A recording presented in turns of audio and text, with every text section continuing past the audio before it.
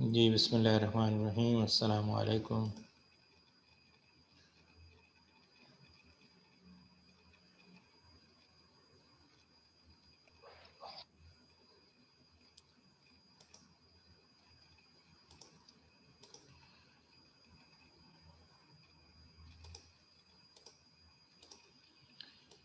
G capital budgeting के हवाले से आज इंशाल्लाह बात स्टार्ट करेंगे। But before that, if there is any issue और any question in your mind तो आप पूछ सकते हैं, कोई बात अगर आपके जहन में है तो।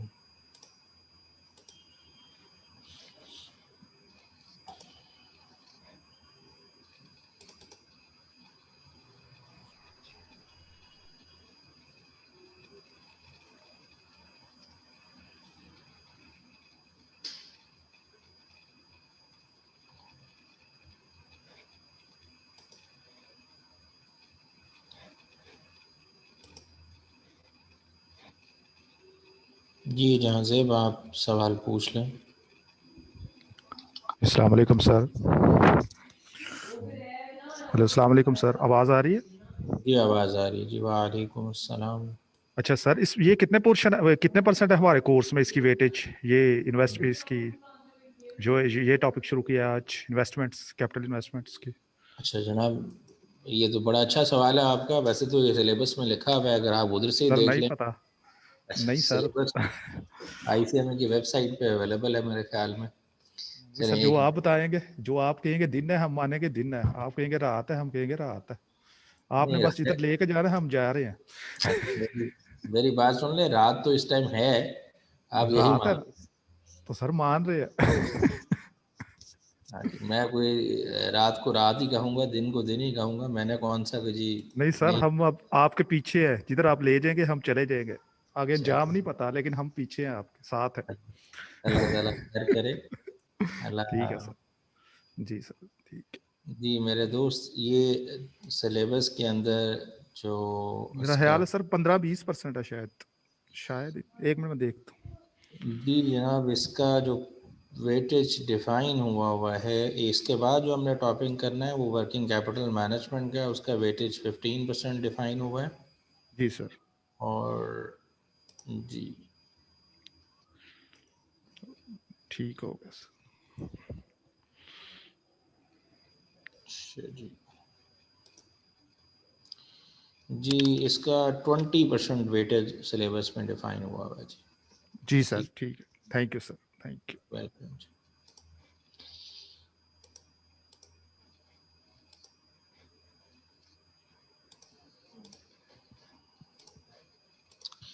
चलें बात को लिंक करेंगे। इनफैक्ट हमने कुछ दिन पहले भी जब डिसीजन मेकिंग के हवाले से बात की थी, तो बात तब भी यही हुई थी कि डिसीजंस दो तरह के होते हैं, शॉर्ट टर्म या लॉन्ग टर्म। तो शॉर्ट टर्म डिसीजंस वो होते हैं जिनका इम्पैक्ट जो होता है over a shorter period of time है, और शॉर्टर पीरियड ऑफ टाइम को जो प्रैक्टिशनर्स डिफाइन करते हैं वो फोर्सिएबल फ्यूचर है, और फोर्सिएबल फ्यूचर से मुराद 12 मंथ्स ऑफ ऑपरेशन होते हैं। तो यूजुअली हम ये बात करते हैं कि वो तमाम डिसीजन जिनका इम्पैक्ट 1 ईयर है तो उसको हम शॉर्ट टर्म डिसीजंस कहते हैं, लेकिन वो तमाम फैसले जिनका इम्पैक्ट मोर देन 1 ईयर है उसे हम लॉन्ग टर्म इन्वेस्टमेंट डिसीजंस कहते हैं या लॉन्ग टर्म डिसीजन कहते हैं। इन्हें कैपिटल इन्वेस्टमेंट डिसीजंस भी कहते हैं, इसे कैपिटल बजटिंग डिसीजंस भी कहते हैं। मुख्तलिफ नाम हैं, मुख्तलिफ टाइटल्स हैं जो यूज़ किए जाते हैं। इस बात को आगे प्रोसीड करने से पहले प्राइमरीली एक बात हमें हर सूरत में जहन में रखनी है कि डिसीजन कोई भी तरह का हो, शॉर्ट टर्म हो या long term. If you remember, जब शॉर्ट टर्म डिसीजंस के हवाले से भी हमने बात की थी तो हमने कहा था कि डिसीजन किसी भी तरह का हो, जो बेसिक एनालिसिस उसके लिए रिक्वायर्ड होता है वो कॉस्ट और बेनिफिट एनालिसिस होता है। As long as benefits are greater than cost, आप उस चीज़ के फेवर में फ़ैसला करते हैं, और अगर कॉस्ट ज़्यादा और बेनिफिट्स कम है तो आप उस चीज़ के अगेंस्ट डिसीजन करते हैं। So if you are going to make a capital investment decision या लॉन्ग टर्म डिसीजन, तो क्राइटेरिया तो वही रहेगा। क्राइटेरिया में कोई चेंज नहीं है। हम कंपेयर करेंगे बेनिफिट्स को कॉस्ट के साथ, और अगर बेनिफिट ज़्यादा होंगे और कॉस्ट कम होगी तो हम उस चीज़ के फेवर में डिसीजन देंगे और वाइस वर्सा। और अदरवाइज़ हम अगर डिसीजन एडवर्स सिचुएशन है कि कॉस्ट ज़्यादा है और रेवेन्यू कम है, बेनिफिट्स कम है, तो हम उस चीज़ के अगेंस्ट डिसीजन देंगे। So for any kind of decision, either it's long term or short term, what we have to do, we have to compare benefits with cost. इससे पहले जो आप पढ़ के आए उस तमाम बेनिफिट्स और कॉस्ट का ही एनालिसिस आपने किया। इफ़ यू रिमेंबर, तो हमने जिक्र किया था कुछ कॉस्ट ऐसी हैं जिन्हें हम रेलेवेंट कॉस्ट कहते हैं, और कुछ रेवेन्यू ऐसे हैं जो रेलेवेंट रेवेन्यूज़ कहलाते हैं। कुछ ऐसी भी कॉस्ट थी जो डिसीजन से रेलेवेंट नहीं थी, इररेलेवेंट, जिसमें चेंज नहीं आ रहा। एक एग्जांपल शायद हमने उस टाइम वो संक कॉस्ट के हवाले से भी देखी थी। फिर हमने एक और चीज़ डिस्कस की थी रिलेटेड टू अपॉर्चुनिटी कॉस्ट। वो बेनिफिट फोरगोन है जो आप लूज़ कर रहे हैं for availing one alternative instead of other. So whatever you are doing, आप कोई भी काम कर रहे हैं, कैपिटल इन्वेस्टमेंट डिसीजन कर रहे हैं, तो डिसीजंस के अंदर जो कैलकुलेशन वाला पार्ट है वो उसी तरह से रहेगा, बेनिफिट्स और कॉस्ट को कंपेयर किया जाएगा। बट प्राइमरली बेनिफिट्स और कॉस्ट के कंपैरिजन के अंदर इन डिसीजंस को सेपरेट क्यों रखा गया, हमने उस टाइम क्यों नहीं डिस्कस किया। जो फंडामेंटल चेंज है या फंडामेंटल डिफरेंस है वो इसके इम्पैक्ट के हवाले से है कि इन तमाम डिसीजंस का, इन तमाम फैसलों का जो इम्पैक्ट है वो लॉन्गर पीरियड ऑफ टाइम है। कैपिटल इन्वेस्टमेंट से मुराद हम कैपिटल एक्सपेंडिचर कर रहे हैं, हम इन्वेस्टमेंट कर रहे हैं इन आर एसेट्स।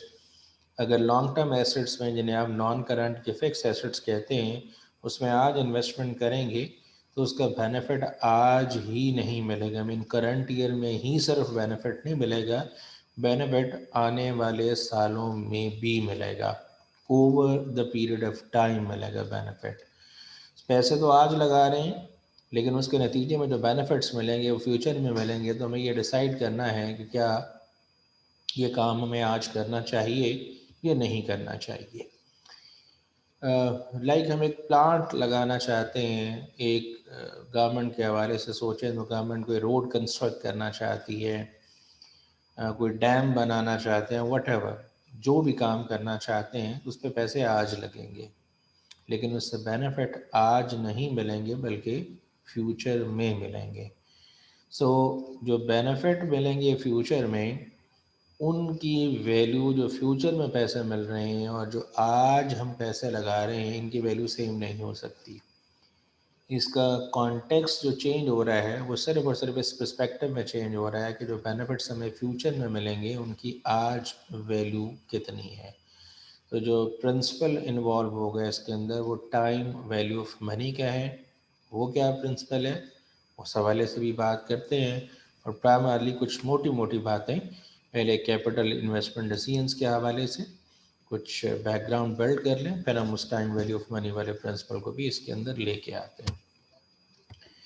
जो ऑब्जेक्टिव है इनफैक्ट किसी भी ऑर्गेनाइजेशन के अंदर कैपिटल इन्वेस्टमेंट डिसीजंस को लेके चलने का, उसमें एक प्रोसेस है, एक तरीका कार है।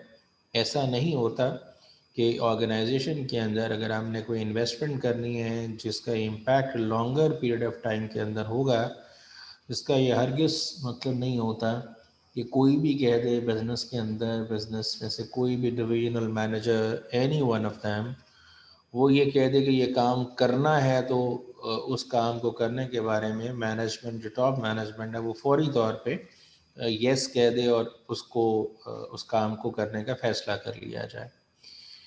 प्रैक्टिकली अगर आप ऑर्गेनाइजेशन में काम कर रहे हैं तो यू विल सी दैट कि ऑर्गेनाइजेशन के अंदर डिफरेंट सेगमेंट्स होते हैं और हर सेगमेंट के अंदर कोई ना कोई मैनेजर है, डिविजनल हेड है, जो अपने अपने सेगमेंट की परफॉर्मेंस को बेहतर बनाने के लिए काम करें, ultimately is responsible answerable for that.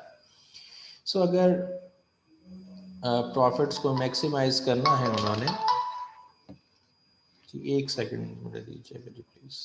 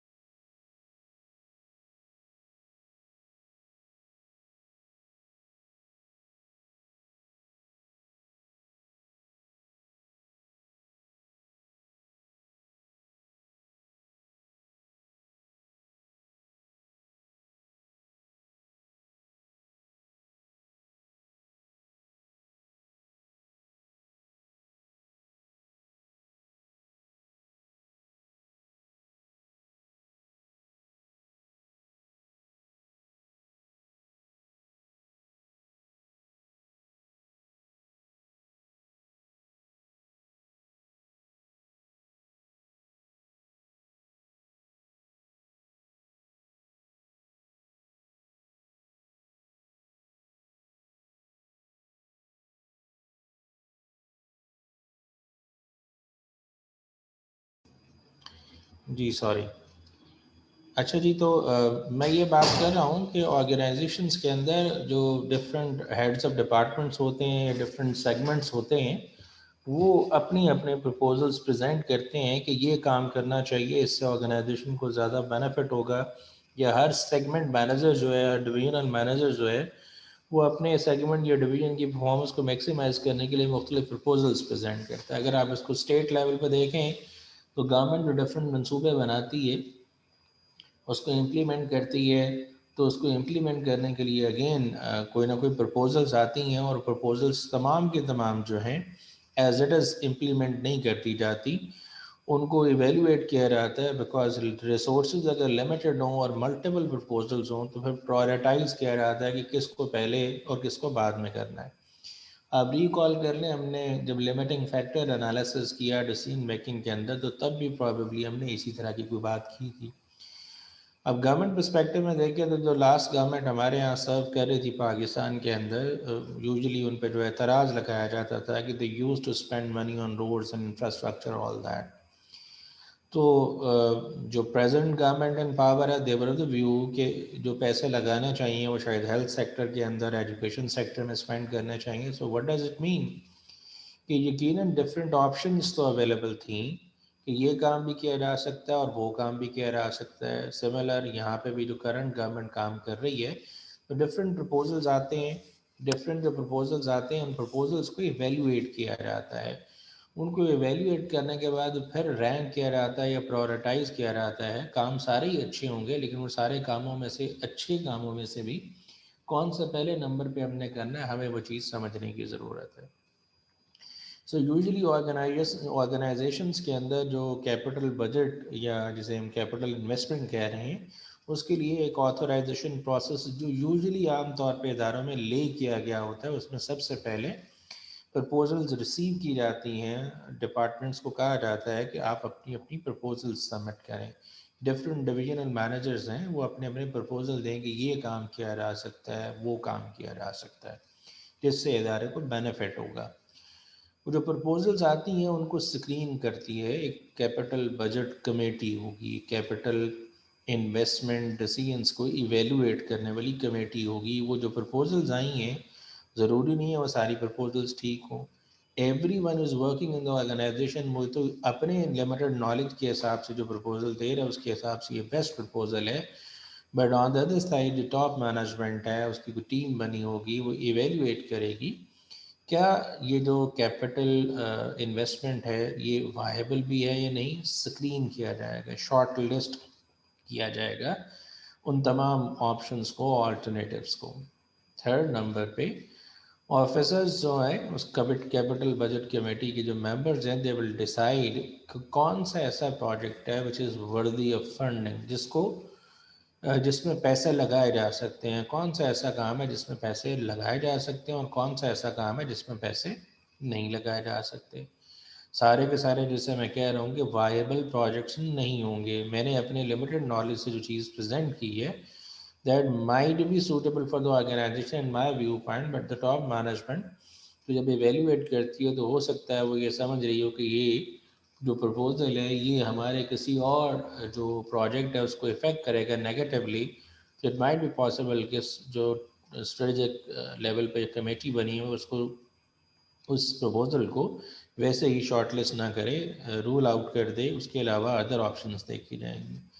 And finally organisations के अंदर, चूँकि कंपनीज की हम बात कर रहे हैं, तो जो बोर्ड ऑफ डायरेक्टर्स है they are responsible in fact for the capital budget approval, वही देती है। अब आप हमारे जैसे यहाँ ये जो गवर्नमेंट का सेटअप है इसमें भी देखें तो डिफरेंट मिनिस्ट्रीज होती हैं, डिफरेंट डिवीजन जिन्हें आप कहते हैं, एजुकेशन डिपार्टमेंट है, health department and so on.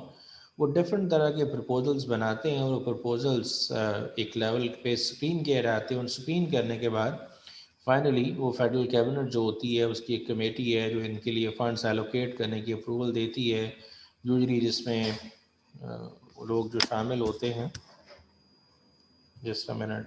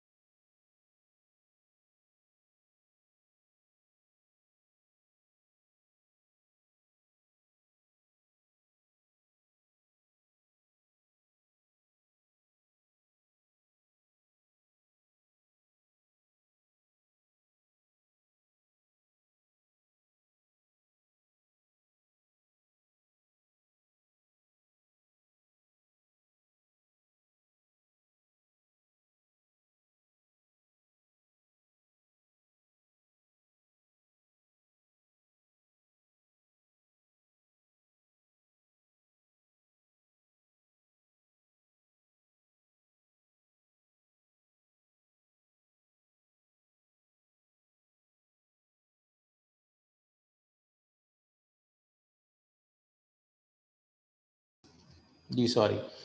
So what I was saying कि गवर्नमेंट के जो डिफरेंट डिपार्टमेंट्स हैं वो अपनी अपनी प्रपोजल्स बनाते हैं डिफरेंट सेगमेंट्स में, डिफरेंट, जैसे मैं हेल्थ मिनिस्ट्री या एजुकेशन डिपार्टमेंट की बात कर रहा हूँ, वो अपनी प्रपोजल्स देते हैं और वो फाइनली कैबिनेट से होती हुई वो जो फंड एलोकेशन वाला, जिसमें फाइनेंस मिनिस्टर साहब जो होते हैं विद परमिशन अप्रूव करते हैं, और उसके बाद ये फंड्स इन्वेस्ट किए जाते हैं उस प्रोजेक्ट के अंदर। तो इसी तरह ऑर्गेनाइजेशंस में भी एक प्रोसेस होगा। ये इतने प्रोसेस को हम जिक्र क्यों कर रहे हैं, उसकी फंडामेंटल रीज़न क्या है? फंडामेंटल रीज़न ये है कि जब भी कोई कैपिटल बजटिंग या कैपिटल इन्वेस्टमेंट डिसीजन किया जाता है तो यूजुअली इट इज़ इरिवर्सिबल, ये चेंज नहीं होता। एक दफ़ा इम्प्लीमेंट कर दिया जाएगा, और अगर इम्प्लीमेंट कर दिया जाएगा तो उसके बाद हमें उसके कॉन्सिक्वेंसेस भुगतना पड़ेंगे इन बिटवीन द वे। रास्ते में अगर हमने कोई डिसीजन कर लिया तो हम उसको रिवर्ट नहीं कर सकते। For example, the people who live in Lahore, उनको पता है कि जो एक प्रोजेक्ट यहाँ पे वो ट्रेन का, मेट्रो ट्रेन का चल रहा था, उसमें इन्वेस्टमेंट कर ली गई। और अगर इन्वेस्टमेंट कर ली गई, मेजर पार्ट ऑफ इन्वेस्टमेंट हो गया, गवर्नमेंट चेंज हो गई and they were not willing to continue that, लेकिन वो उसको रिवर्स नहीं कर सके। रिवर्स ना करने की प्राइमरी रीज़न ये है क्योंकि जब ये पैसे हम लगाते हैं, तो अगर हम इसको अब विड्रॉ भी कर लें तो भी हमें नुकसान होगा, और इन सर्टन केसेस अगर हमने वो काम किया और हमें नज़र आया अपेरेंटली वो फ़ायदे में था, लेकिन जब काम करना शुरू किया तो पता लगा फ़ायदा नहीं बल्कि नुकसान होगा, तो अगर हम उससे भागना चाहें तो हम भाग नहीं सकेंगे। We have to cope with that, हमें चलना पड़ेगा उसके साथ। तो इसीलिए ये जो कैपिटल बजटिंग इन्वेस्टमेंट डिसीजन के हवाले से बात हो रही है, इसके प्रोसेस के अंदर जो डिफरेंट स्टेप्स मैं आपसे जिक्र कर रहा हूँ, ये आम तौर पे ऑर्गेनाइजेशन में बड़ा डिटेल्ड एनालिसिस किया जाता है एंड देन फिर डिसाइड किया जाता है कि क्या काम करना है और हमने क्या काम नहीं करना। ये उसी जो प्रोसेस है उसकी पिक्टोरियल रिप्रेजेंटेशन थी। जी, और फिर हम जब बात करेंगे कैपिटल इन्वेस्टमेंट डिसीजन के हवाले से, तो what we have to do usually, हम रेवेन्यू और एक्सपेंसेस को बेस नहीं बनाएंगे, हम बात बनाएंगे कैश फ्लोज को बेस बनाएंगे, कैश फ्लोज। तभी हमने एक बेसिक बात की थी कि डिसीजन करना है तो हमें कंपेयर करना पड़ेगा बेनिफिट्स और कॉस्ट को। और जब हम यहाँ पे बेनिफिट्स और कॉस्ट की बात कर रहे हैं तो हम उन बेनिफिट्स और उन कॉस्ट्स की बात कर रहे हैं,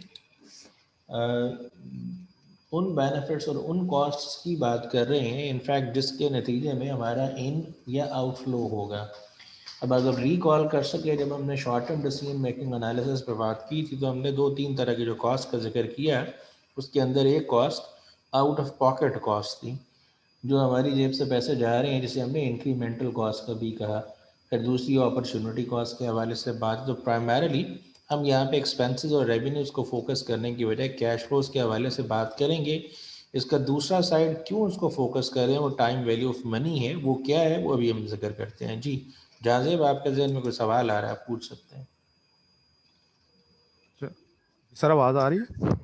ये जा रही है आवाज़ से।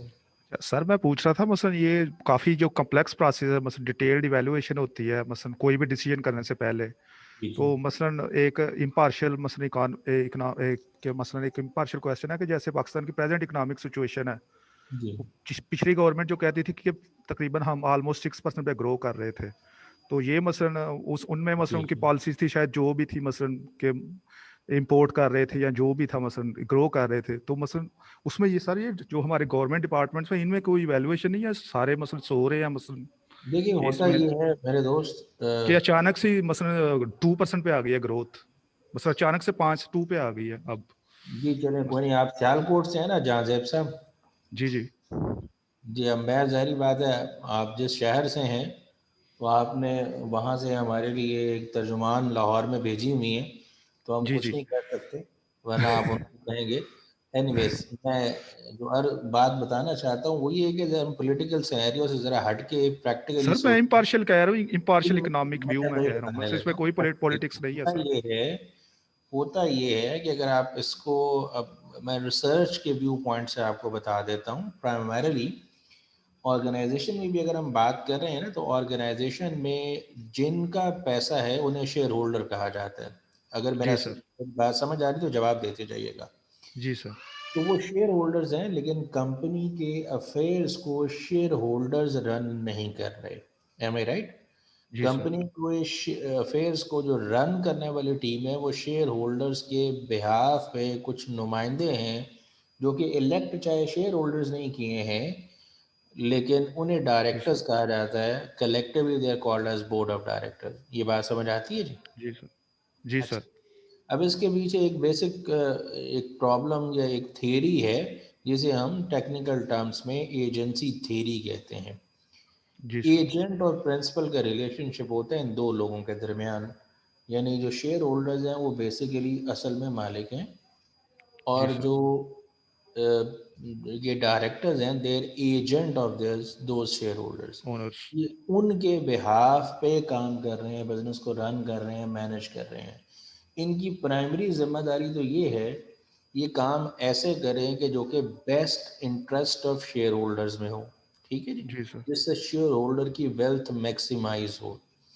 जी सर। लेकिन जो डायरेक्टर्स कंपनी रन कर रहे होते हैं, अगर वो ऐसा नहीं करते, वो शेयर होल्डर्स की वेल्थ को मैक्सिमाइज करने की बजाय अपनी पर्सनल वेल्थ को मैक्सिमाइज करने के चक्कर में पड़ जाते हैं, इसे हम एजेंसी प्रॉब्लम कहते हैं। ये जी सर। रिसर्चर्स के व्यू पॉइंट से, कि एजेंट और प्रिंसिपल के जो गोल्स हैं इसमें कॉन्फ्लिक्ट पाया जाता है। जी एजेंट सर। चाहेगा कि मेरी वेल्थ मैक्सिमाइज हो जाए, और प्रिंसिपल्स जो हैं, जो ओनर्स हैं, दे विश कि हमारी वेल्थ मैक्सिमाइज होनी चाहिए। अगर तो दोनों के इंटरेस्ट जो हैं वो अलाइंड हैं, बिल्कुल एक जैसे मिले हुए हैं और एक तरह से काम कर रहे हैं, ये तो बड़ी आइडियल सिचुएशन है। लेकिन कहा जी यह सर। जाता है कि जनरली जो इंसान होता है वो अपॉर्चुनिस्टिक होता है। जी सर। अपॉर्चुनिस्टिक का मतलब, मुझे अपॉर्चुनिटी मिलेगी तो भाई मैं अपना फ़ायदा मैक्सिमम करने का, हमारे यहाँ जैसे बेसिक उसूल है, चोरी वो नहीं कर रहा जिसको चोरी का मौका नहीं मिल रहा। ऐसा ही अदरवाइज है सर। जितनी हो सकती है हर कोई करने की कोशिश करता है। तो जी सर। कहने का मकसद ये है जनाब कि अपॉर्चुनिस्टिक बिहेवियर होता है, हर कोई उस अपॉर्चुनिटी को कैश करना चाहता है। जी सर। अब वो ज़रूरी नहीं है कि वो बेतहाशा उसमें से बेनिफिट कमा ले। एक छोटी सी मिसाल देता हूँ कि मैं एक कंपनी के बोर्ड ऑफ डायरेक्टर्स पे बैठा हुआ हूँ, और मेरा एक्स वाई जी कोई रिश्तेदार है, वो एक बैंक में ब्रांच मैनेजर है। अब उस जी बेचारे सर। को टारगेट मिला होगा कि आपने इतने डिपॉजिट्स इकट्ठे करने।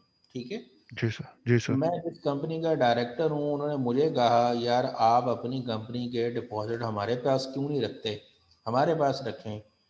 अब जी सर। अगर मैं आप अपने उस चाचे मामे के बैंक जहाँ पे वो ब्रांच है उस पर डिपॉजिट रख दूँ, तो इट मे बी पॉसिबल कि उसके अंदर, आपको पता है जो इदारे रखते हैं, तो सेविंग अकाउंट्स पे अगर कुछ पैसे रख रहे हैं तो उन सेविंग अकाउंट पे कुछ ना कुछ इंटरेस्ट मिलता है। तो जी सर। वो अगर इंटरेस्ट पॉइंट्स में भी थोड़ा बहुत कम होगा एज कंपेयर टू जहाँ मेरे पहले पैसे पड़े हुए हैं या कोई और बैंक मुझे ऑफर कर रहा है, लेकिन मैं अपने उस रिश्तेदार को फैसिलिटेट करने के लिए जो परसेंटेज में, पॉइंट्स में 19-20 का फ़र्क है उसको इग्नोर करता हूँ और कहता हूँ चले कोई बात नहीं, इससे कोई ख़ास फ़र्क नहीं पड़ना, लेकिन मैं वो पैसे अपने उस रिश्तेदार को फैसिलिटेट करने के लिए रखता बैंक में हूँ, खाता नहीं जी हूँ, सर। लेकिन जी ए सर। बैंक में निकाल के बी में रख देता हूँ। तो ये सही। जो मैंने काम किया है इसके नतीजे में शेयर होल्डर की वेल्थ मैक्सिमाइज नहीं हुई, बल्कि 19-20 का ही सही लेकिन फ़र्क पड़ गया उनको। तो ये वो बिहेवियर है जिसे हम अपॉर्चुनिस्टिक बिहेवियर कहते हैं। समझ पा जी रहे हैं सर। बात नहीं? जी सर। जी सर। इसी तरह अगर मैंने रॉ मटेरियल बाय करना है, और रॉ मटेरियल बाय करने वाले जो मटेरियल सप्लायर्स हैं वो कई ऐसी कंपनियां हैं जो न्यूट्रल, और कई ऐसी हैं जो मेरे किसी जानने वाले की हैं और वो भी अपनी ऑफ़र लगा रहे हैं। तो इन सर्टन केसेस ऐसा भी होता है कि मैं जो मेरे पास मुख्तलिफ कोटेशन आ रही हैं, उन कोटेशन के बारे में मैं उनको बता देता हूँ कि इतनी कोटेशन आई हुई है, अब आप अपनी कोटेशन उस हिसाब से बना लें, जी सर। आपने अगर कॉन्ट्रैक्ट लेना है तो मैंने, उन्होंने अपनी कॉन्ट्रैक्ट कोटेशन जो है वो एक पैसा कम करके दे दी। ठीक है, इदारे को तो बेनिफिट ही हुआ, लेकिन आज मैं अगर इस कॉन्ट्रैक्टर के साथ, सप्लायर के साथ इंगेज हो गया, तो आज तो बेनिफिट है, हो सकता है कल को ये नुकसान की चीज़ बायस बन जाए। समझ पा जी रहे हैं सर। बात? जी तो ये सर। अपॉर्चुनिस्टिक बिहेवियर होता है मैनेजर्स का, जो कि कैश करने की कोशिश करते हैं अपनी पोजीशन को, instead of maximising the share holders wealth they are trying to maximise their own. तो 19-20 भी अगर नुकसान हो रहा है तो इसका मतलब ये प्रॉब्लम है जिसको ओवरकम करने की ज़रूरत है। और इसको ओवरकम करने के लिए जो कॉर्पोरेट कल्चर है उसके अंदर गवर्नेंस मैकेनिज्म डेवलप हुए, जिसे कॉर्पोरेट गवर्नेंस कोड कहते हैं, वो डेवलप हुआ। ये जो डायरेक्टर्स हैं उनको भी मॉनिटर करने की ज़रूरत है, वो जो मर्जी जैसे मर्जी अपनी मर्जी से नहीं करें, और ये जो एजेंसी प्रॉब्लम है इसको कम से कम किया जा सके। अब इसकी इसी चीज़ को, ये जो रिलेशनशिप है अवाम का और उन इलेक्टेड लीडर्स का, वो भी इसी तरह का है कि आपने इलेक्ट किया है to make decisions to run the country in the better interest of general public. अवाम के लिए अच्छे फैसले करें, लेकिन वो बाज़ औक़ात अवाम के लिए अच्छे फैसले नहीं होते, लेकिन वो कर रहे होते हैं। तो उसके अंदर प्रिंसिपल वही कार नहीं फरमाया सर, इसमें कि सर मैं ऐड करना चाहूंगा एक क्वेश्चन। मसलन इसमें ये है कि अवाम के लिए मसलन शॉर्ट टर्म बेनिफिट है और मुल्क के लिए लॉन्ग टर्म मसलन लॉस है। मतलब शॉर्ट टर्म बेनिफिट्स के लिए लॉन्ग जी टर्म जी, देखिए वो शॉर्ट टर्म सेक्रीफाइस करते बेनिफिट अवाम का भी नहीं हो रहा। पहली हैं। बात सर तो मैं पहले ये होता था मसलन महंगाई कम थी मसलन, कहते थे जी ना जी महंगाई कम है, वो शॉर्ट टर्म देखिए, बेनिफिट ग्रोथ ठीक है। वो तो पॉलिटिकल पर्सपेक्टिव है ना, मैं उसकी डिटेल में नहीं जाना चाह रहा। जी लेकिन सर। जनरली जो आप बात कर रहे हैं, देखिए वो भी इकोनॉमी को समझने वाले लोग हैं, उनके पास प्रोज कॉन्स होते हैं, समझते हैं। हर जी सर। काम करने के जो प्रायोरिटाइज करने वाली बात होती है, ये मतलब मुख्तलिफ इकोनॉमिक्स की थेरीज हैं, वो पढ़ेंगे तो ये चीज़ें ज़्यादा बेहतर अंदाज में समझ आती हैं। केन्जियन इकोनॉमिक थेरी है, केन सर, उस जी बात को सर। समझें। देखिए बिजनेस के अगर ऑर्गेनाइजेशंस के अंदर आपने मुल्क के अंदर जो इन्फ्लेशन बढ़ रही हो, तो जी सर। इन्फ्लेशन बढ़ने को कंट्रोल करने का तरीका का एक तो इंटरेस्ट रेट मैकेनिज्म होता है ना, इंटरेस्ट रेट हाई कर दिया जाए और आप सारे पैसे मार्केट से उठा के बैंकों के अंदर ले जाएं, ताकि एक तो बोरिंग महंगी हो जाए और दूसरी सेविंग सारी बैंकों के अंदर चली जाए और पैसे लॉक हो जाएं, मार्केट में जी मनी सर। सप्लाई कम हो जाए। जी सर। अब ये मुख्तलिफ इकोनॉमिस्ट हैं जो इस पर डिबेट करते हैं कि इन सर्टन केसेस जब इकोनॉमी इस तरह से श्रिंकिंग पे चल रही हो, तो इसका हरगिज़ ये मतलब नहीं होता इन्फ्लेशन ज़्यादा हो। इसका ये हरगिज़ मतलब नहीं होता कि आप सारे के सारे पैसे उठा के बैंकों में रख लें, मीन सप्लाई ऑफ मनी को कम कर दें तो इन्फ्लेशन कम हो जाएगी। इनफैक्ट आपको इन सर्टन केसेस जो जब ये काम करने के बावजूद अगर इकोनॉमी ग्रो नहीं कर रही, तो you need to take actions at the part of government. इसमें गवर्नमेंट का रोल डिफाइन किया इन इकोनॉमिस्ट ने। उन्होंने ये भी डिफाइन किया कि फिर ऐसी सूरत हाल के अंदर गवर्नमेंट को वो इंसेंटिव इनिशिएटिव्स लेने चाहिए जो कैपिटल इन्वेस्टमेंट्स हैं, कैपिटल इन्वेस्टमेंट प्रोजेक्ट्स हैं, डेवलपमेंट एक्सपेंडिचर है, उसको बढ़ाना चाहिए। बिकॉज उस डेवलपमेंट एक्सपेंडिचर के नतीजे में ऑब्वियसली जॉब्स क्रिएट होंगी, इकॉनमी में मुख्तलिफ इंडस्ट्रीज़ की जो इनपुट आउटपुट है उसकी रिक्वायरमेंट बढ़ेगी, तो वो आहिस्ता आहिस्ता काम आगे चलेगा। बट ये तो एक थियोरेटिकल पर्सपेक्टिव है इकॉनमी के हवाले से, मैं इस डिबेट पे नहीं जा रहा। मैं जनरली ये बता रहा हूँ कि whatever decision they are taking, उनके पास अपने प्लस माइनस होंगे और किसी और के पास काउंटर आर्ग्यूमेंट, काउंटर नैरेटिव भी होगा। लेकिन ये बात समझने वाली है कि अगर एक कंपनी के अंदर, कॉरपोरेशन के अंदर हम ये बात कर रहे हैं कि शेयर होल्डर्स ही इलेक्ट करते हैं, तो वहाँ पे एजेंसी प्रॉब्लम होता है। तो डेफिनेटली जब एक बहुत बड़ी कंट्री के अंदर जिसमें 22 करोड़ लोग हैं, 10-12 करोड़ वोटर हैं, वो अगर इलेक्ट करते हैं तो उनका ऑब्जेक्टिव तो यही है कि किसी का भी ऑब्जेक्टिव ये नहीं होगा इंडिविजुअल वोटर का कि महंगाई ज़्यादा हो वट एवर, तो वो हमारे इंटरेस्ट में काम करें। लेकिन बाज़ औक़ात जो डिसीजंस करने वाले हैं, वो डिसीजन जो लेते हैं, या तो वो शॉर्ट साइटेड होते हैं, नंबर वन। नंबर टू, जी सर। या वो अपॉर्चुनिस्टिक बिहेवियर की वजह से कुछ ऐसा काम करते हैं जिसकी वजह से शायद उनको बेनिफिट ज़्यादा हो रहा हो, और लॉन्ग टर्म के अंदर शॉर्ट टर्म लॉस। बेनिफिट की बजाय लॉन्ग टर्म के अंदर जो जिन लोगों ने इलेक्ट किया है उनको, उनका नुकसान हो रहा हो। ये जी एक सर। जनरल पर्सपेक्टिव है। अब दूसरी बात ये है कि जैसे अभी आप बात कर रहे थे कि अगर इस तरह से इतने डिटेल प्रोसेस के ज़रिए डिसीजंस किए जाते हैं, तो उसमें लाइकलीहुड भी होती है, क्योंकि हमारे यहाँ जो डिसीजन मेकर्स होते हैं, स्पेशली ब्यूरोक्रेसी के अंदर, और जो हमारा ये सेटअप है, इसके अंदर नॉर्मली जैसी गवर्नमेंट आती है, जैसे गवर्नमेंट का माइंडसेट होता है, नीचे वाले लोग अपना माइंडसेट उसी तरह से तब्दील कर लेते हैं, because they are there for job only. वो जी बिल्कुल सर। अपनी स्किल को इस्तेमाल नहीं करते। नंबर टू, कि उनकी स्किल होती भी नहीं है। अब आप इस जी बात सर। को समझें, हमारे यहाँ जो ये जितना भी ब्यूरोक्रेसी का सेटअप है, इसके अंदर अगर कोई फाइनेंस मिनिस्टर के नीचे फाइनेंस मिनिस्ट्री में फाइनेंस सेक्रेटरी। सेक्रेटरी बैठा हुआ है, तो he is not an economist. उसको नहीं जी पता सर। फाइनेंस की अलग बे, उसने तो सादा BA MA किया होगा।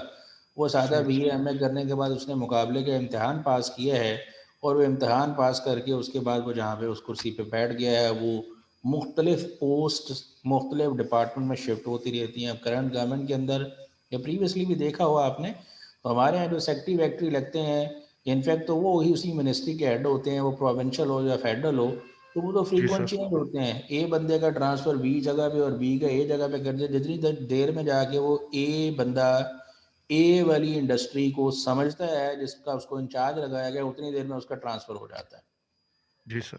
जब उसको उस चीज़ की प्रैक्टिकलिटी का इल्म ही नहीं होगा, तो जो डिसीजन लेगा ऑब्वियसली वो उन लोगों से हेल्प लेगा जो उसके नीचे हैं, और जो नीचे वाले लोग हैं वो भी इसी तरह से इल ट्रेंड हैं, रेलेवेंट नॉलेज नहीं है, स्किल्स नहीं है, तो फिर वो डिसीजन इसी तरह से होते हैं। तो इसीलिए वो जॉब करने के लिए बैठे हैं, तो जो टॉप मैनेजमेंट जो आई होती है गवर्नमेंट, उसका जिस तरह का माइंड सेट होता है वो उसी तरह की रिपोर्टें टेलर करके मैनिपुलेट करके बनाते हैं, और उसको मैनिपुलेट करके बनाते हैं, तो ऑब्वियसली उसके बदले में फिर डिसीजन भी वैसा हो जाता है। जो अभी मैंने बात आपसे की है, इसको आगे चल के भी हम जिक्र करेंगे। जी सर। ठीक, थैंक यू। कि सलमान साहब कह रहे हैं it mean sir physical policy सारी की सारी वेस्ट होती है, सारी तो नहीं वेस्ट होती। देखिए, अगर 100% वेस्ट हो तो कुछ भी ना चल पड़े। होता यही है कि कुछ ना कुछ 19-20 की गुंजाइश गलती की होती है, और कुछ 19-20 की गुंजाइश गलती की हम खुद भी रखते हैं। जी सर। तो गलत फैसले भी होते हैं, वो पॉलिटिकली मोटिवेटेड होते हैं, मतलब उन्होंने अपने बेनिफिट जो होते हैं उनको भी सामने रखना होता है और उससे आगे चलना होता है। अब मैं इस पे ज़्यादा बहस जी सर। करूँगा, ठीक है। ठीक है सर। आप ठीक, लोग थैंक समझ यू। रहे होंगे कि मैं पिछली जी ये सर। वक्त का तकाबुल कर रहा हूँ, तो जी मुझे सर। कोई नहीं सर, इंटरेस्ट रेलिवेंट रहना चाहिए हमें अपने को सर, हम कोर्स से रेलिवेंट ही, हम बाहर नहीं जा रहे, मैं कोर्स से, ये कोर्स के कोर्स की रेलेवेंट ही बता रहा हूँ जी, कोर्स के जी सर, ये रेलेवेंट कोर्स से रेलिवेंट है, ये भी आप प्राइमरी अंदर ही है। जो कैपिटल इन्वेस्टमेंट डिसीजंस होते हैं, उसके लिए डिटेल एनालिसिस रिक्वायर्ड होता है, गवर्नमेंट भी करती है। और अगर गवर्नमेंट भी करती है तो उसी की लाइट में जो कुछ हो रहा होता है, जो भी डिसीजन गवर्नमेंट कर रही होती है, तो एनालिसिस ज़रूर उसके पीछे होता है। उस एनालिसिस के पीछे ज़ाहिर बात है जिन लोगों ने एनालिसिस बिल्ड किया, अगर वो एनालिसिस ही पॉलिटिकली मोटिवेटेड होगा, गलत होगा, तो इट माइट बी पॉसिबल कि डिसीजन भी उसी तरह से गलत हो जाए। जी सर। ठीक है, जी सर। तो एनीवेज हम बात कर रहे हैं कि, एक मिनट मुझे दीजिएगा जी।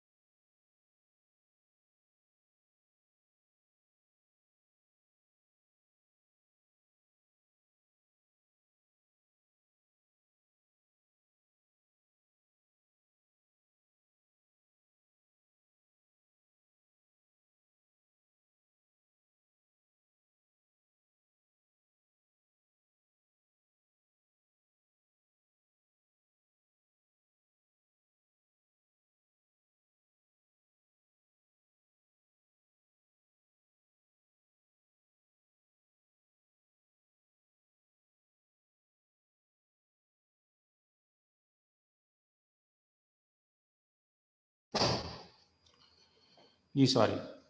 अच्छा जी, तो मैं ये बता रहा था जी, इनफैक्ट जो इतना डिटेल में जाने की ज़रूरत है, उसकी प्राइमरी रीज़न ये है कि जो कैपिटल इन्वेस्टमेंट डिसीजंस होते हैं, once they are taken they are irreversible. आप कोई भी काम कर लेते हैं तो उसको रिवर्स नहीं किया जा सकता। अब उस डिसीजन के साथ आपको चलना पड़ता है, उसके प्रोज हैं कॉन्स हैं। जो हमने सोचा कि इतने रिटर्न्स इसके नतीजे में मिलेंगे, तो इतने रिटर्न्स उसके नतीजे में मिलेंगे, हमने सोचा था, पता नहीं प्रैक्टिकली मिलते हैं या नहीं मिलते। जब ये प्रैक्टिकली नहीं मिलेंगे तो हम इसका भी एक एनालिसिस करेंगे, उसे टेक्निकल टर्म्स में हम पोस्ट ऑडिट कहते हैं, वो आगे चल के ये सारी बातें आती हैं। But anyways for making any kind of decision जो कि कैपिटल इन्वेस्टमेंट डिसीजन है, हमें उसमें जो बेस बनाना है वो कैश इन और आउटफ्लोज को बनाना है। अगेन जैसे आपने कैश बजट बढ़ा था, रिकॉल कर लें, हम एक्सपेंसेस और रेवेन्यूज की बात नहीं कर रहे हैं, हम कैश इन या आउटफ्लोज की बात कर रहे हैं। उसकी वजह एक तो टाइम वैल्यू ऑफ मनी वाली बात है, secondly the value of all financial investment is determined by the value of cash flow received and paid। जो पैसे मिले या लगे उनकी बात करते हैं हम। ये जनरली कुछ कैश फ्लोज की एग्जांपल यहाँ पे बताई जा रही हैं जो आम तौर पे कैपिटल इन्वेस्टमेंट डिसीजंस के साथ रिलेटेड होते हैं, रेलेवेंट होते हैं। मैं आपसे कहूँ कि कैपिटल इन्वेस्टमेंट डिसीजन ये है कि हमने एक प्लांट लगाना है नया, हम ये सोच रहे हैं कि we should make an investment in a new plant. हम एक नए प्लांट के अंदर इन्वेस्टमेंट करना चाहते हैं, तो वो जो नया प्लांट है उसके अंदर अगर इन्वेस्टमेंट करना चाहते हैं तो जो पैसे हमारी जेब से जाएंगे इनिशियल इन्वेस्टमेंट, ये हमारे कैश आउटफ्लोस हैं। नंबर 2, रिपेयर एंड मेंटेनेंस का एक्सपेंस है।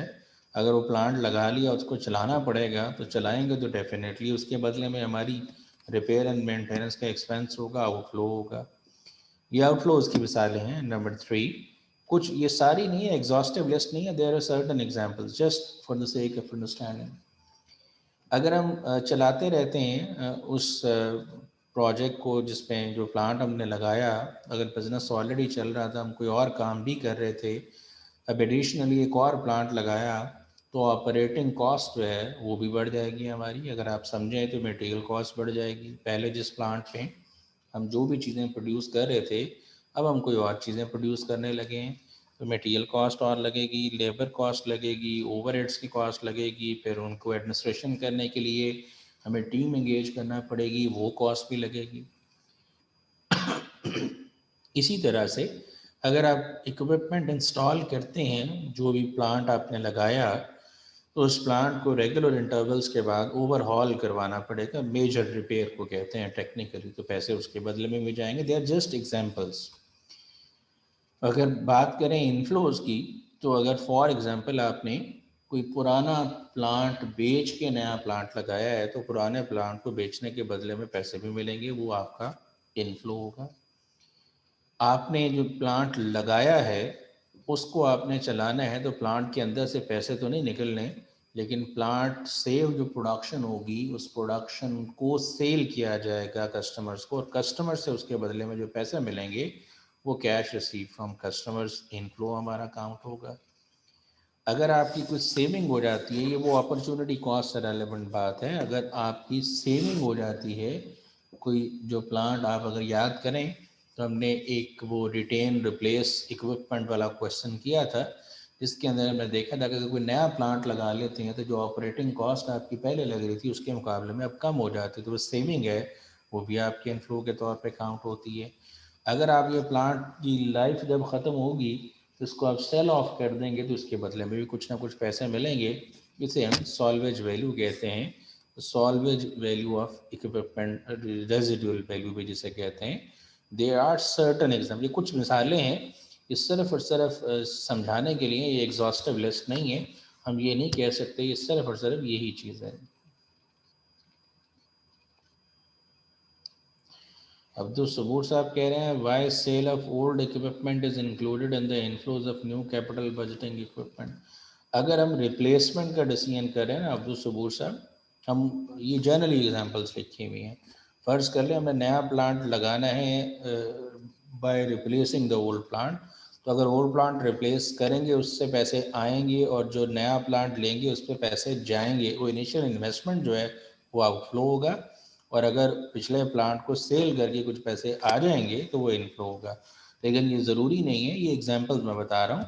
अगर आपने बिल्कुल नया प्लांट इंस्टॉल किया, कोई ऑलरेडी काम नहीं कर रहे थे, एक नया प्रोजेक्ट ऑप्ट किया, एक नई प्रोडक्ट लाइन आपने डेवलप की है, उस प्रोडक्ट लाइन को डेवलप करने के नतीजे में whatever you are getting, वो चीज़ जो आपकी इस चीज़ के अंदर काउंट होगी। तो ये रेलेवेंट क्या है और इरेलेवेंट क्या है, जब हम ये कोई प्रैक्टिकल सिनेरियो देखेंगे तो उस हवाले से हम बात कर सकते हैं। आई होप बात समझ आ रही होगी जी। अच्छा जी, तो कैपिटल बजटिंग जो है यानी कोई भी इन्वेस्टमेंट डिसीजन जो है ये डिपेंड करता है नंबर वन आपकी जेब में पैसे कितने हैं। आपके पास जितने पैसे हैं जनाब आप उस हिसाब से ही फॉर श्योर देखेंगे कि जो फंड्स अवेलेबल हैं उन्हीं के हिसाब से अवेलेबल ऑप्शंस देखेंगे। अगर सारी ऑप्शंस वायबल हैं, आपको लगता है कि फ़लाँ काम करना भी बिज़नेस के लिए सूदमंद है और ये वाला काम करना भी, तो कौन सा काम करना है उसका इन्हिसार तो फंड्स की अवेलेबिलिटी पे होगा। नंबर टू, आप रिलेशनशिप देखेंगे प्रपोज प्रोजेक्ट के दरमियान। प्रपोज प्रोजेक्ट से क्या मुराद है, इस बात को अंडरस्टैंड करें। ये रिस्क के हवाले से बात है। आपने कहीं सुना पड़ा होगा कि do not put all your eggs in one basket. अगर आप तमाम के तमाम पैसे एक ही जगह पे इन्वेस्ट कर लेते हैं और अगर कोई डाउनफॉल आता है, जो सर्कमस्टांसेस ख़राब होते हैं, उन ख़राब सर्कमस्टांसेस के नतीजे में आपका सारा पैसा एट रिस्क होगा, सारी इन्वेस्टमेंट एट रिस्क होगी।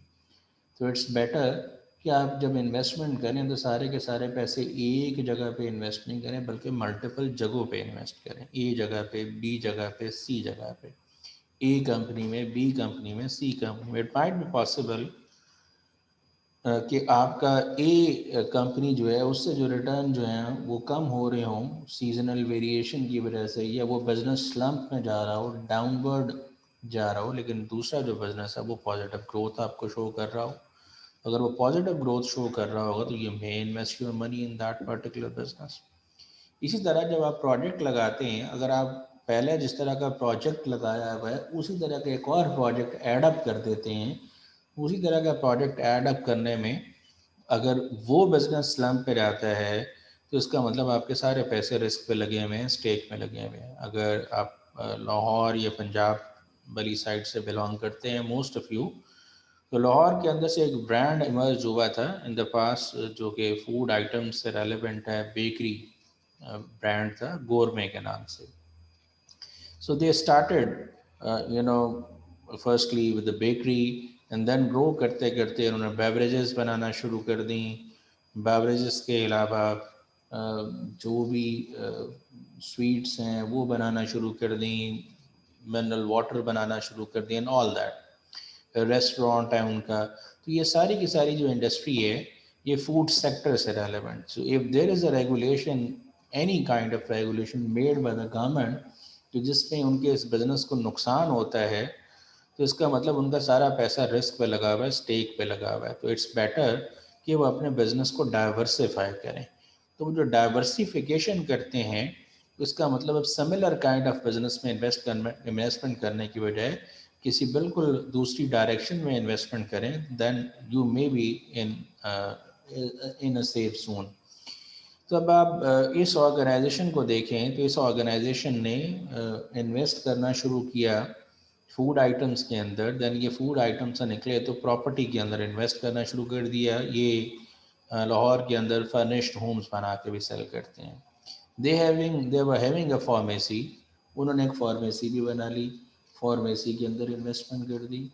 दे were also having a TV channel with GNN के नाम से। तो ये सारे के सारे डाइवर्सिफाइड नेचर ऑफ बिजनेस है। अगर किसी एक बिजनेस में स्लम्प आता है तो ये कैपिटल इन्वेस्टमेंट डिसीजन था कि किस में इन्वेस्ट किया जाए। तो ये देखा जाता है इन्वेस्टमेंट करने से पहले कि प्रपोज जो प्रोजेक्ट्स हैं उनका आपस में रिलेशनशिप क्या है, फिर उसके हिसाब से डिसाइड किया जाता है। देन कंपनी का जो बेसिक डिसीजन मेकिंग अप्रोच है उसको भी देखना पड़ता है। कंपनी किन प्रोजेक्ट्स को ऑप्ट करना पसंद करती है। पॉजिटिव रिटर्न्स तो देते हैं लेकिन किस हद तक पॉजिटिव रिटर्न्स हों, तो आप उस चीज़ के फॉर डिसीजन देते हैं और अगेंस्ट कब जाते हैं। ये भी देखना पड़ता है कि जिस प्रोजेक्ट में पर्टिकुलरली आप इन्वेस्ट कर रही हैं दूसरे प्रोजेक्ट से तो रेलेवेंट नहीं है, एसोसिएटेड नहीं है, इससे आपके दूसरे बिजनेस के रिस्क पे कोई ख़ास फ़र्क नहीं पड़ेगा। आप सारे एग्स एक बास्केट में नहीं रख रहे, लेकिन ये भी देखने की ज़रूरत है कि जो हम वो प्रोजेक्ट ऑप्ट करने लगे हैं उसके साथ क्या रिस्क एसोसिएटेड है। जो रिस्क एसोसिएटेड है हम उसको भी जहन में रखते हुए ये सारी बात डिसाइड करते हैं, और उसको डिसाइड करने के बाद फिर हम आगे इस चीज़ को लेके चलते हैं। So there are various steps usually involve. मैं पहले भी बात बता रहा हूँ कि इनफैक्ट ये सारे जो डिसीजंस हम करने जा रहे हैं इन डिसीजंस को करने कि बैक एंड पे जो बात इन्वॉल्व है वो प्राइमरीली जो इन्वॉल्व है कि जब भी एक दफ़ा कैपिटल इन्वेस्टमेंट डिसीजन कर लिया जाता है तो ये इरिवर्सिबल है। कर लिया जाएगा तो फिर हमें उसके साथ चलना पड़ेगा। तो हम इसलिए बड़ा एनालिसिस करके, लिंकेजेस डेवलप करके, आउटपुट्स को देखते हुए फिर उससे ऑनवर्ड आगे बात करते हैं। तो जो जनरली बात हमने की वो ये था कि बेनिफिट्स और कॉस्ट का कंपैरिजन होगा, और बेनिफिट्स को हमने इनफ्लोज का नाम दे दिया और कॉस्ट को हमने आउटफ्लोज का नाम दे दिया अगर, तो हम टेक्निकली इन और आउटफ्लोज का कंपैरिजन कर रहे हैं। तो ये जो इन और आउटफ्लोज का कंपैरिजन होने जा रहा है, इस इन और आउटफ्लोज के कंपैरिजन के अंदर जी, इन और आउटफ्लोज के अंदर जो है हम जो भी बात करने जाएंगे वो कंपैरिजन करने के लिए जाएंगे इन और आउटफ्लोज का। तो हमें जो चीज़ अंडरस्टैंड करने वाली है वो टाइम वैल्यू ऑफ मनी है। मैं एक पहले जर्नल सी बात आपसे शेयर कर देता हूँ और उसके बाद फिर टाइम वैल्यू ऑफ मनी को लिंक करते हैं, और जो कैपिटल इन्वेस्टमेंट डिसीजंस टेक्निक्स हैं उन पे बात करते हैं, और उसमें टाइम वैल्यू ऑफ मनी का क्या रोल होगा उसको भी लिंक करते हैं। मुझे 2-4 मिनट आपसे चाहिए होंगे, मैं स्लाइड नेक्स्ट शो कर देता हूँ, लेकिन मुझे 2-4 मिनट ब्रेक दीजिएगा, मैं आपको दोबारा ज्वाइन कर रहा हूँ जी। मीटिंग एक्टिव है, I need a break for 2-3 minutes, मैं ज्वाइन करता हूँ जी।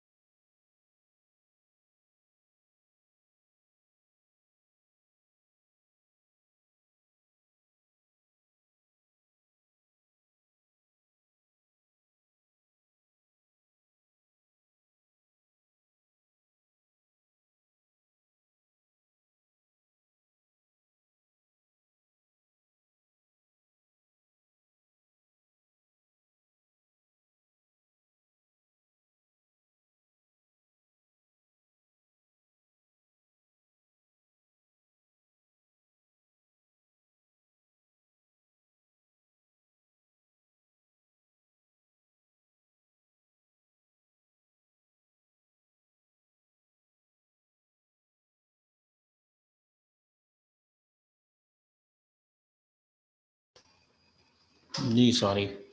ओके जी, मैं जो आपसे पहले बात कर रहा था वो ये था कि जो कैपिटल इन्वेस्टमेंट डिसीजंस हैं उसमें हम प्राइमरीली जो बात करने जा रहे हैं वो अगेन बेनिफिट्स और कॉस्ट के कंपैरिजन की ही बात करने जा रहे हैं, लेकिन इसमें जो इन्वॉल्वमेंट है वो एक चीज़ के हवाले से जो आ रही है वो टाइम वैल्यू ऑफ मनी की है। तो वो टाइम वैल्यू ऑफ मनी क्या है उसको भी हमें अंडरस्टैंड करना है। जैसे भी आपके सामने ये जो एक बात लिखी हुई नज़र आ रही है वो ये है कि अगर आप प्रोजेक्ट में इन्वेस्ट करते हैं आज, एक नया इक्विपमेंट है, उस इक्विपमेंट में अगर आप इन्वेस्ट करते हैं तो $1,30,000 $1,30,000 आपके आज इन्वेस्ट होंगे।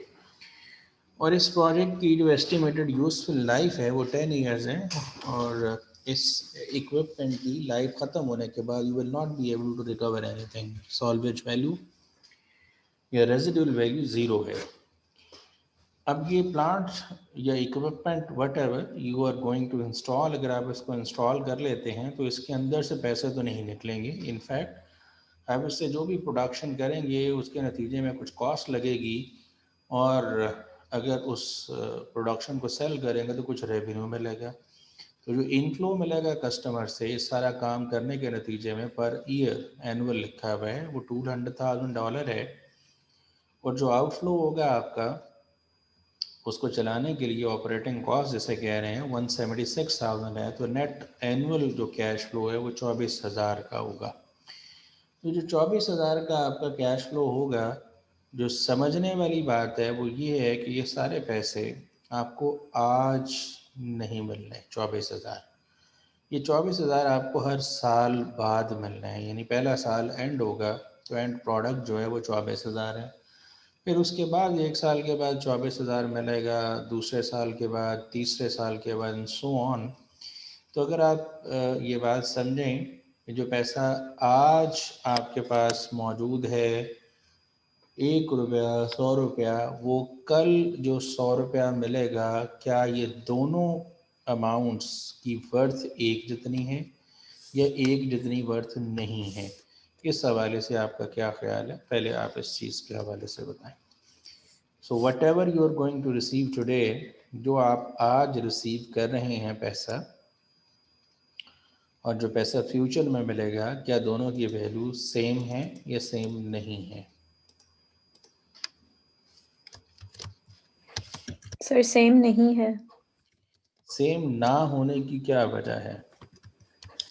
Sir, there are many economic conditions as well, and also जो accounting की terms में हम कहते हैं that is what time value of money is. ये फाइन, लेकिन हम अगर उसको देखें टाइम वैल्यू ऑफ मनी से मुराद फिर क्या होगा? That a dollar today is not the same compared to a dollar in the future. Why? उसके पीछे रीज़न क्या है, वो रीज़न हम समझना चाहते हैं। यानी $1, $1 जो आज हमें हमारे पास अवेलेबल हो वो 1 साल के बाद जो $1 या $100 मिलेगा उसके बराबर नहीं है। फाइन, लेकिन Right, sir. क्वेश्चन ये है कि क्यों नहीं है बराबर, रीज़न क्या है, what is the reason behind that?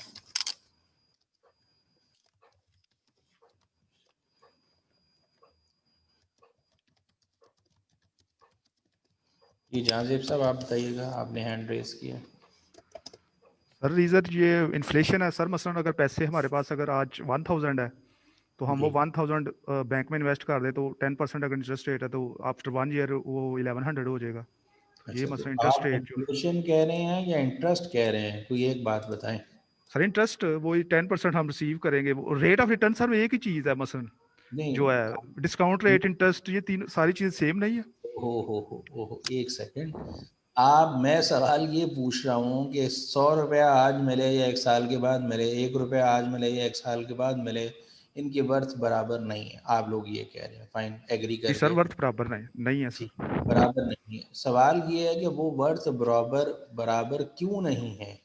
Sir तो नहीं यार अभी वही तो कह रहे हैं आपको कि इंटरेस्ट रेट Sir, 10% अगर दे रहा inflation की वजह से एक है ना। है। सेकंड इन्फ्लेशन है एक दूसरा फैक्टर। एक सेकंड, मेरा सवाल पहले सुन लीजिएगा फिर जवाब दीजिएगा।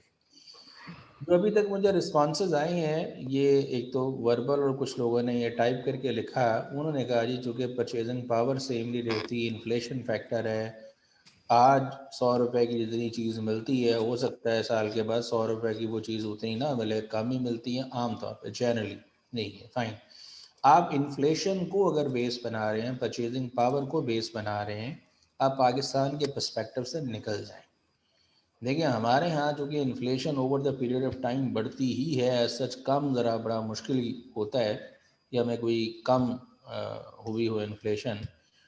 अगर आप डेवलप्ड नेशंस की बात करें, जो डेवलप्ड कंट्रीज़ हैं, अगर साल के शुरू में इन्फ्लेशन हर जगह पे होगी, ठीक है, कि साल के शुरू में जितनी इन्फ्लेशन है, अगर साल के एंड पे भी उतनी ही इन्फ्लेशन मेंटेन्ड रहती है, इन्फ्लेशन चेंज नहीं होती, इन्फ्लेशन रेट पे कोई फ़र्क नहीं पड़ता, तो इसका मतलब purchasing power of that money, वो 100 रुपये की जितनी चीज़ साल पहले मिलती थी उतनी ही साल के बाद मिलेगी। उस 100 रुपये की परचेजिंग पावर उतनी की उतनी रहेगी if inflation is constant over the period of time. लेकिन जो टाइम वैल्यू ऑफ मनी का प्रिंसिपल आप जो बात कर रहे हैं कि आज का 1 रुपया, आज का 1 डॉलर एक साल के बाद वाले 1 डॉलर के बराबर नहीं होगा, उसके पीछे बिल्कुल भी ये वाला फैक्टर कार फरमान नहीं है इन्फ्लेशन वाला। इन्फ्लेशन अगर कांस्टेंट भी हो तो क्या सूरत हाल होगी, हमें उस चीज़ को समझना है। जहांजेब साहब आपने हैंड रेज किया हुआ, लेकिन इससे पहले किसी और साहब ने भी हैंड रेज किया, ज़रा उनको पहले इन्वॉल्व कर लें। जी अलीज़े, आप कुछ बोलना चाह रही हैं, बोलें आप। अस्सलाम वालेकुम सर। वालेकुम अस्सलाम।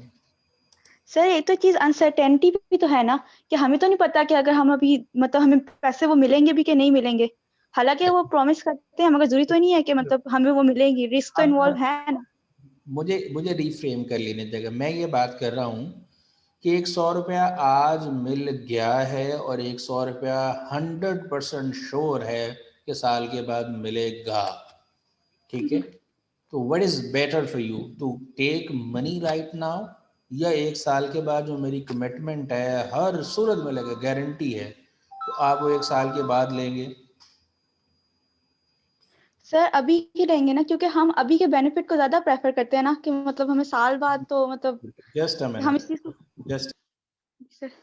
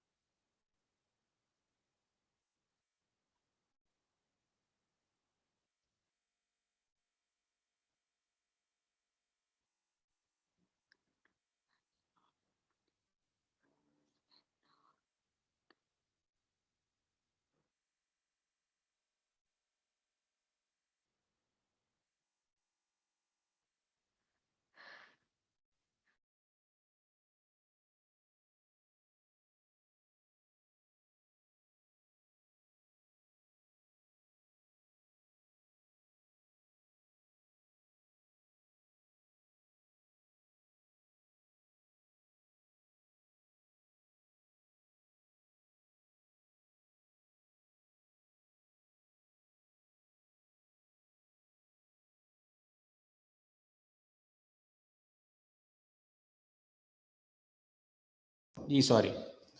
अच्छा जी, ठीक। तो मैं ये कह रहा हूँ कि कंफर्म है हमें पैसे मिलेंगे ही मिलेंगे, आज मिलें या 1 साल के बाद मिलें, ये कंफर्म है दोनों सूरतों में। तो जवाब ये मिला कि हम आज ही लेना पसंद करेंगे, फ़ाइन। अगर हम आज लेना पसंद करेंगे तो रीज़न क्या है आज क्यों लेना पसंद कर रहे हैं, उस चीज़ पे गौर करें। जी कोई जवाब दे रही थी अलीज़े, आप बोलिएगा।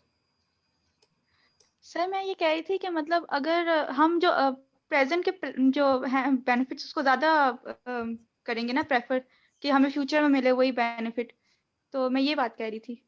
ठीक है जी। अच्छा जी, कोई और कोई जवाब देना चाहता है तो बताइएगा।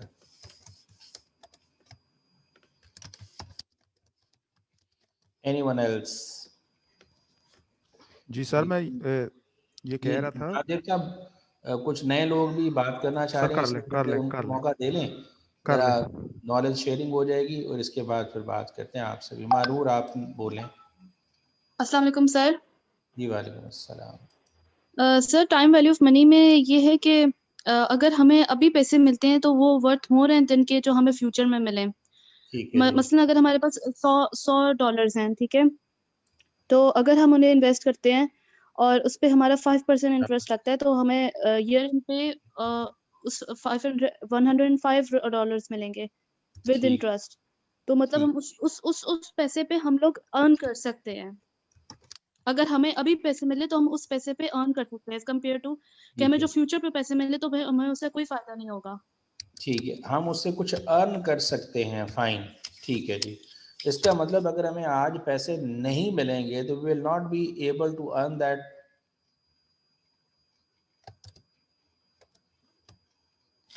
जी मानूर, आप कंप्लीट कर लें अपनी बात। मेरा सवाल ये है कि अगर वो पैसे आज नहीं मिलेंगे तो हम वो जो आप कह रहे हो कि जी अर्न कर सकते हैं, we will be unable to earn that, am I right? Yes sir. अच्छा जी, चलें। अगर आप लॉजिकली समझें तो किसी और ने भी हैंड रेज किया, मैं उससे ले लूँ इनपुट, फिर मैं बात कर लेता हूँ। एलिज़ा, आपने बात कर ली हुई है, मज़ीद बात तो नहीं करनी है आपने? यस सर, बात कर लिया मैंने। जी ठीक है, ओके जी। अब्दुल सबूर साहब, अब आप बात करिएगा।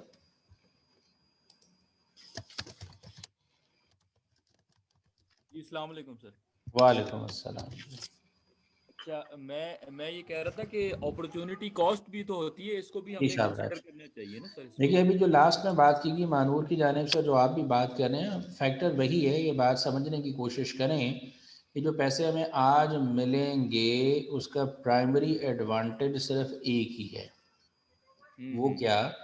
कि अगर वो पैसे हमें आज मिल गए होंगे तो हम उस पैसे को कहीं और इन्वेस्ट करके 1 साल के बाद तक उस पैसे से ज़्यादा पैसे में कन्वर्ट करेंगे। We can get something by investing that ₹1 और ₹100 और $1 और $100 टुडे। हमें 1 साल के बाद उस पर कुछ पैसे अर्निंग के तौर पे जनरेट हो सकते हैं। तो अगर वो पैसे आपको आज नहीं मिले, अगर वो पैसे आज आपको नहीं मिले तो you are going to lose something. आप कुछ लूज कर रहे हैं। बिल्कुल ऐसे ही है सर। क्या लूज कर रहे हैं? जो लूज कर रहे होते हैं उसे आप अपॉर्चुनिटी कॉस्ट के नाम से याद करते हैं। जी ऐसे ही बिल्कुल नहीं? ऐसे ही है सर, आप जो ऐसे ही। अपॉर्चुनिटी कॉस्ट के नाम से याद करते हैं, जी इनफैक्ट सर। जो आज का 1 रुपया कल के 1 रुपये के बराबर नहीं है, उसके पीछे इन्फ्लेशन फैक्टर नहीं है। उसके पीछे जो प्राइमरी रीज़न है वो इंटरेस्ट है, वो रिटर्न है जो आप अर्न कर सकते थे, लेकिन by not receiving that money today आप उसको लूज कर रहे हैं। तो जैसे बात हुई डिसीजन मेकिंग के अंदर कि हम इंक्रीमेंटल की बात करते हैं तो हम अपॉर्चुनिटी कॉस्ट की बात भी करते हैं। So what is important for us, हम उसको इन्वेस्ट करके कुछ अर्न कर सकते हैं। तो इनफैक्ट जो फ़र्क आता है पैसे की वैल्यू में, उसे हम अपॉर्चुनिटी कॉस्ट कहते हैं। अपॉर्चुनिटी कॉस्ट की वजह से फ़र्क आता है। मैं अभी सामने जो एक चीज़ लिखी है, पहले मैं थोड़ा सा इसको एक्सप्लेन कर लूँ और फिर मैं आगे लेके चलूँगा।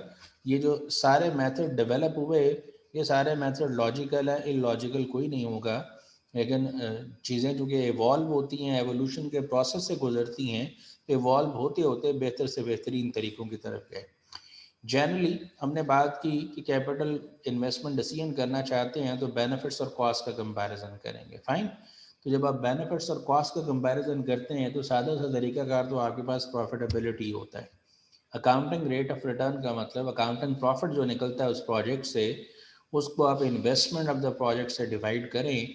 आपने कहीं रेशो एनालिसिस फाइनेंशियल अकाउंटिंग में भी सुना पड़ा होगा।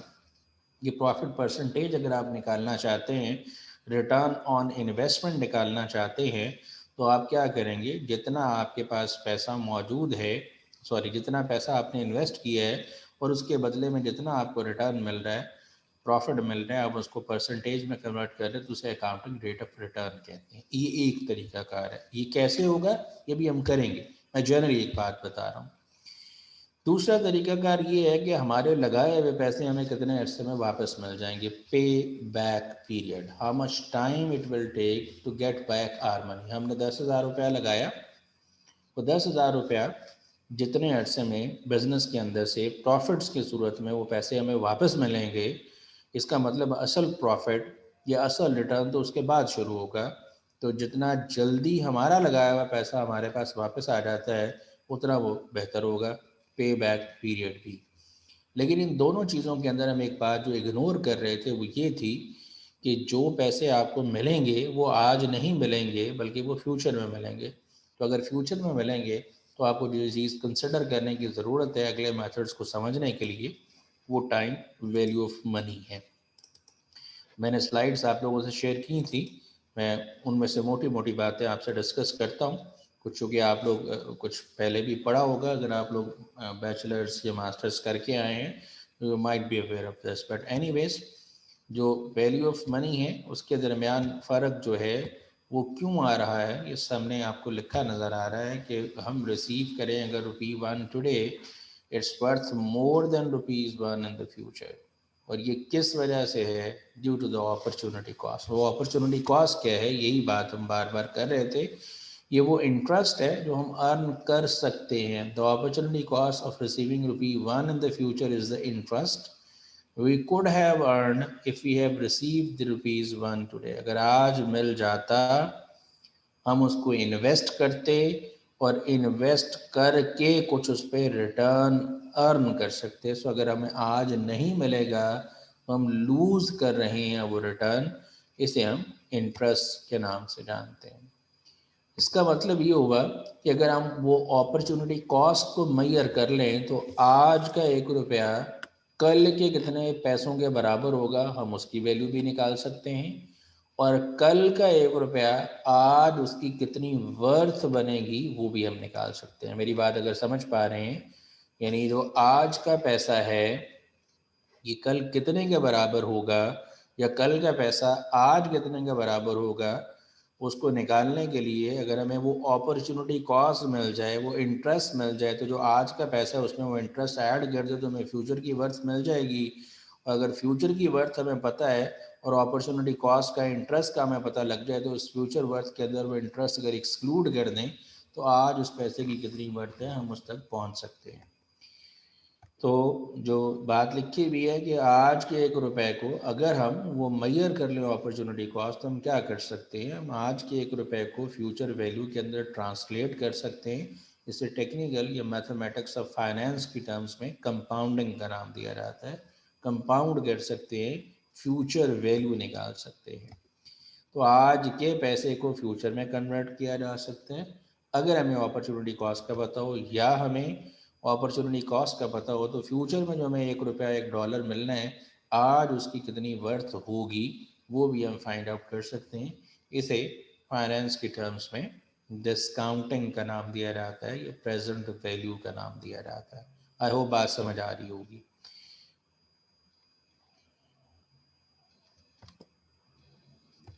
जी Yes, sir. तो फ्यूचर वैल्यू कैसे कैलकुलेट होती है, ये तरीक़ाकार अभी आपके सामने हम डिस्कस करेंगे। अगर आप ₹100 आज डिपॉजिट करा देते हैं 6% पर एनम इंटरेस्ट के अंदर, तो हमें पता है कि 1 साल के बाद ये पैसा ₹106 के बराबर होगा। सिंपल बात है, मुश्किल बात नहीं है। 100 में इंटरेस्ट आप ऐड कर देंगे तो आपको मिल जाएगा। तो आज का पैसा फ्यूचर वैल्यू के बराबर किया जा सकता है। ये फाइनेंशियल कैलकुलेटर्स पे इस तरह से कैलकुलेट किया जाता है, लेकिन जो कि अभी आप पेपर्स वगैरह में फाइनेंशियल कैलकुलेटर्स तो अलाउड नहीं होते आपके यहाँ, बट मैथमेटिकली ये तरीक़ाकार लिखा है। Future value is equal to present value जितनी आज वर्थ है into future value interest factor.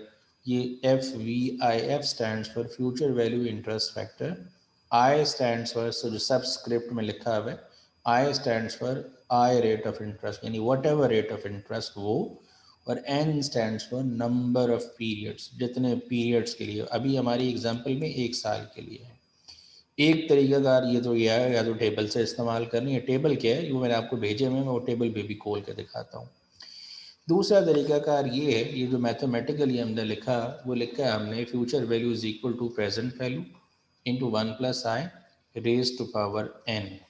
अब ये क्या चीज़ है, मैं क्योंकि ये चीज़ समझना हमारे लिए उतना ज़रूरी नहीं है, लेकिन मैं फिर भी आपके सामने वो चीज़ एक्सप्लेन करता हूँ ताकि आपको समझ आ सके।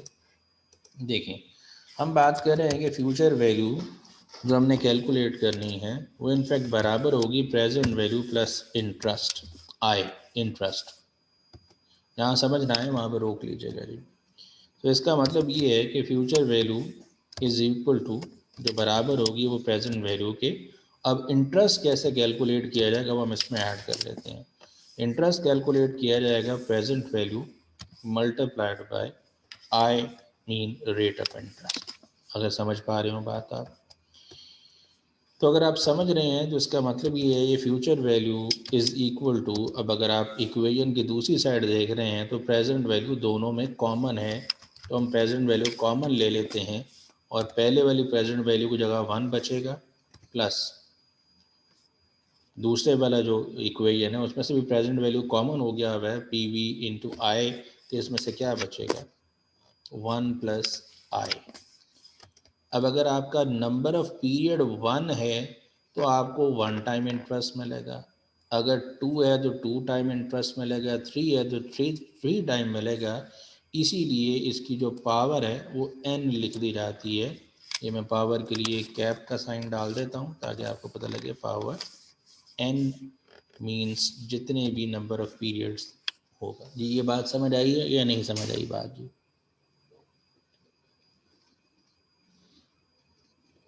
जी ये बात समझ आई है एनीवन? यस सर आ गई है। दैट्स ग्रेट जी। तो इसका मतलब ये है कि हम ये जो आज का पैसा है इसको फ्यूचर के पैसे में कन्वर्ट कर सकते हैं। और मैं इसी तरीके से अगर यहाँ पे लिखूँ, ये जो इक्वेशन मैंने ये वाली एंड पे फाइंड की है, अगर इसको यहाँ पे लिखूँ future value is equal to present value और हमने मल्टीप्लाई किया इसको 1 प्लस आई, मैं आई ज़रा डिनोट करने के लिए स्मॉल आई लिख देता हूँ कि वो ज़रा मिक्स हो रहा है, 1 प्लस आई और रेज टू पावर n है।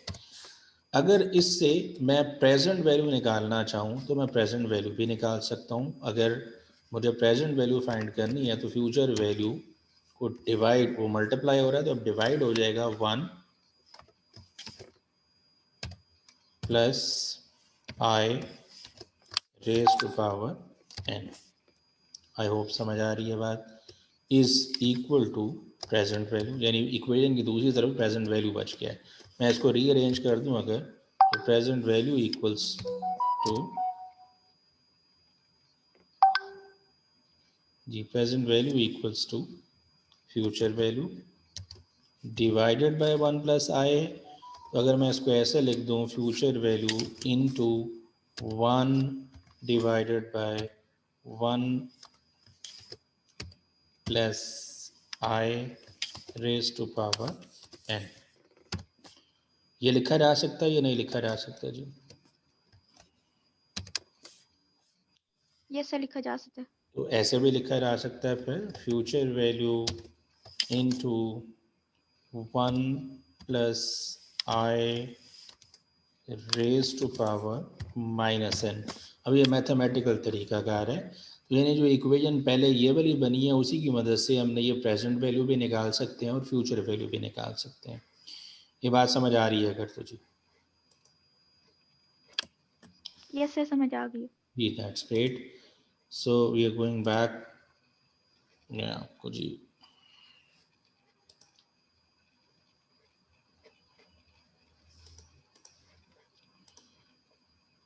चलें जी वापस इसी पे। तो जो हम वैल्यू निकाल रहे थे ये थी, या तो हम इस तरीके से निकाल सकते हैं future value is equal to present value into 1 plus I raise to power n, या हम ये टेबल से कैलकुलेट करके भी। तो ये जो टेबल्स बने हुए हैं इनफैक्ट ये 1 plus I raise to power 1 2 3 4 5 बहुत सारे लोग थे जिन्होंने ये हेल्प की और टेबल डेवलप किया कि आप ये ख़ुद से सॉल्व करने की बजाय 1 प्लस 1, अगर रेट ऑफ इंटरेस्ट 1 है तो 1 की पावर 1 से लेके एंड सो ऑन चलते गए पावर 1 2 3 4 5 6 7 करके एक टेबल डेवलप कर दिया जिससे हम ये सीधा सीधा फैक्टर ले सकते हैं। इसे फ्यूचर वैल्यू इंटरेस्ट फैक्टर कहा जा रहा है। तो 1.06 है, अगर ये फ़र्ज़ कर लें अगली एग्जांपल लिखिए भी 5 साल तक इन्वेस्ट हो, तो आप 1 प्लस 1.06 की पावर अगर ख़ुद कैलकुलेटर पे सॉल्व करें, अगर आपके पास कैलकुलेटर्स मौजूद है 1.06 की पावर 5 कर लें तो वो जितनी वैल्यू बनेगी उसको 100 से मल्टीप्लाई कर लें तो आपको वैल्यू मिल जाएगी। ये टेबुलर फॉर्म के अंदर भी जो टेबल्स भी मैंने आपको सेंड किए थे उसके अंदर भी ये चीज़ इसी तरह से मौजूद है। अगर आप जैसे कोई 1.06 की पावर 3 कर दे। जी राजा सदाम साहब आप बात कर सकते हैं।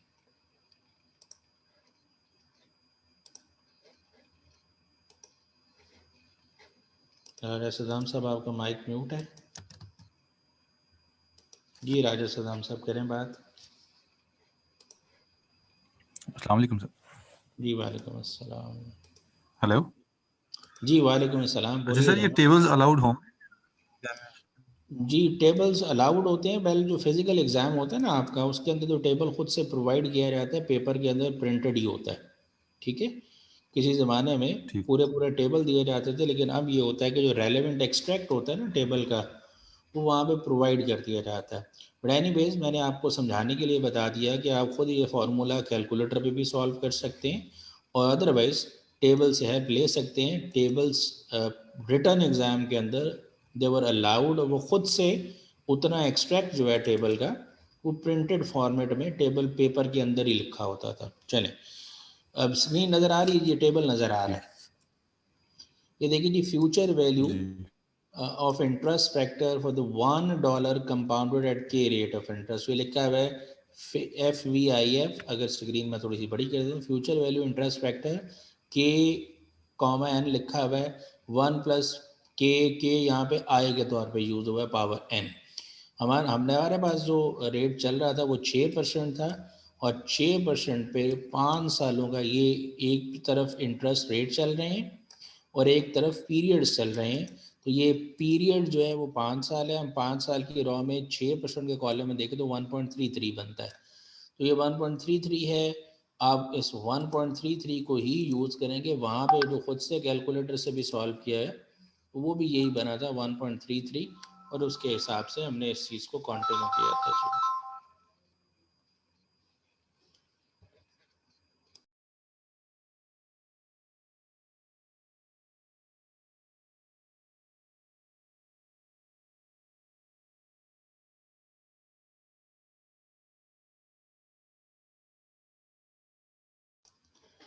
जी तो बात समझ आई है थोड़ी बहुत या नहीं समझ आई जी? जी सर। चलें, दैट्स ग्रेट जी। तो बेसिक जो डिस्कशन है वो टाइम वैल्यू ऑफ मनी और थोड़ा सा इंट्रोडक्शन पे आज हमने बात की है। आप लोग भी काइंडली जो स्लाइड्स हैं specially time value of money की, इनको गो थ्रू करें और इनकी मदद से फिर हम कल जो है वो कंटिन्यू करेंगे और जो कैपिटल बजटिंग वाले आस्पेक्ट्स हैं, जो डिसीजंस किस तरह से किए जाते हैं, इंशाल्लाह उस पर मज़ीद डिटेल में बात करेंगे।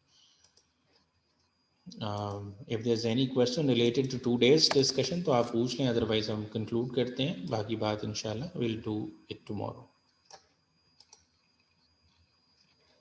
जेंटलमैन, बुक का चैप्टर नंबर बता दूं मैं, कैपिटल बजटिंग के नाम से ही था। मैं चलें, let me open the book. मैं वो बुक ओपन करके आपको ग्रुप में चैप्टर नंबर लिख देता हूँ। किताब तो मैंने भेजी हुई है, मैं आपको चैप्टर नंबर पे लिख देता हूँ ग्रुप के अंदर। Thank you very much. इंशाल्लाह ज़िंदगी रही तो कल कंटिन्यू करेंगे यहीं से ऑनवर्ड्स।